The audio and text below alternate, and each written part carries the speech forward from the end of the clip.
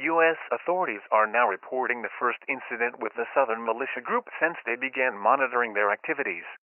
Yesterday evening, members of the militia approached FBI agents from behind, ambushing them.